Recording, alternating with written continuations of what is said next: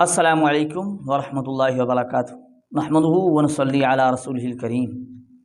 ناظرین کرام، امام ابو حنیفہ رحمۃ اللہ تعالی علیہ کا نام غیر مقلدین کو اچھا نہیں لگا کرتا۔ آپ نے دیکھا ہوگا، اس کی مثالیں آپ یوں سمجھ سکتے ہیں۔ آپ دیکھیں کہ یہ سارا دن آپ کو امام شافعی کی مخالفت کرتے نظر نہیں آئیں گے، امام احمد بن حنبل کی بھی نہیں کرتے نظر آئیں گے، امام مالک رحمۃ اللہ تعالیٰ علیہ کی بھی مخالفت کرتے نظر نہیں آئیں گے، بلکہ امام ابو حنیفہ کی، احناف کی، حنفیوں کی۔ حنفی اس طرح نماز پڑھتے ہیں، حنفی یوں کرتے ہیں، یعنی حالانکہ وہ بھی مقلد لوگ ہیں۔ امام شافعی کے بھی مقلدین ہیں، امام احمد بن حنبل کے بھی مقلدین ہیں، امام مالک کے بھی مقلدین ہیں، لیکن ان کی نظر میں جو تکلیف دے رہی ہے چیز وہ کیا ہے؟ وہ امام ابو حنیفہ کے مقلدین ہیں۔ حنفیوں سے بڑی تکلیف ہے ان کو، بہت بڑی تکلیف ہے، اور پھر اسی وجہ سے امام ابو حنیفہ سے بھی شدید بغض و حسد رکھتے ہیں۔ یہاں تک کہ ہم نے اپنی ویڈیوز میں یہ چیز ظاہر کی ہے کہ وہ امام ابو حنیفہ کے متعلق بہت نازیبا الفاظ استعمال کرتے ہیں، گستاخی کرتے ہیں، یہ بہت ساری چیزیں ملتی رہتی ہیں۔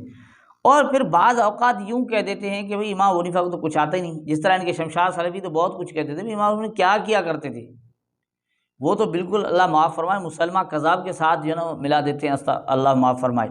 لیکن ان کے اکثر وہ یہ کہ امام ابو حنیفہ کو حدیثیں نہیں آیا کرتی تھیں، حدیثیں نہیں یاد تھیں، کوئی 17 یاد تھیں، اتنی یاد تھیں، یہ اکثر کہا کرتے ہیں۔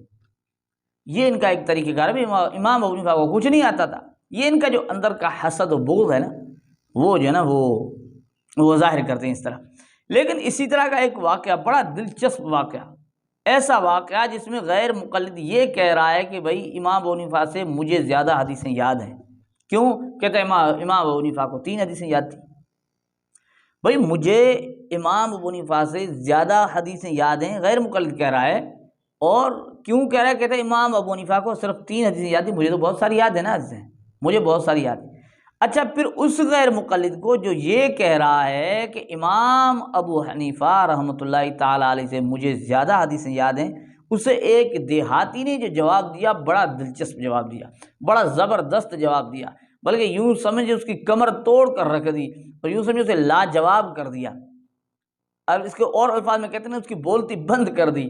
ایک دیہاتی آدمی نے اس غیر مقلد کی بولتی بند کر دی، جو امام ابو حنیفہ رحمۃ اللہ تعالیٰ علیہ کے متعلق یوں کہہ رہا تھا کہ بھئی مجھے امام ابو حنیفہ رحمۃ اللہ تعالیٰ علیہ سے زیادہ حدیثیں آتی ہیں، کیونکہ امام ابو حنیفہ کو 3 آتی تھی۔ یہ واقعہ ہے حجت اللہ فی الارض رئیس المناظرین، میں نام لیتا ہوں شاید کسی کو تکلیف ہوتی ہوگی، رئیس المناظرین مولانا محمد امین صفدر اوکاڑوی رحمۃ اللہ تعالی علیہ نے سنایا، بڑا زبردست سنایا۔ وہ چھوٹا سا ٹکڑا آپ کی خدمت میں پیش کرتے ہیں، سن لیجئے کہ دیہاتی نے اس غیر مقلد کو کیا جواب دیا۔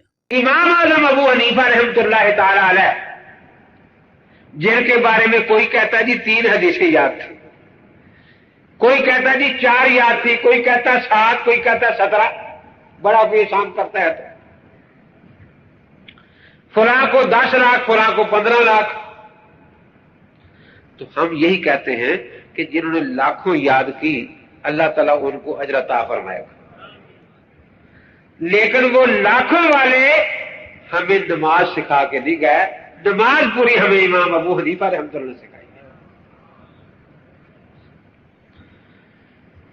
ایک جگہ ایک مولوی صاحب تقریر کر رہے تھے ان کے کہ ابو حنیفہ سے مجھے زیادہ حدیثیں یاد ہیں،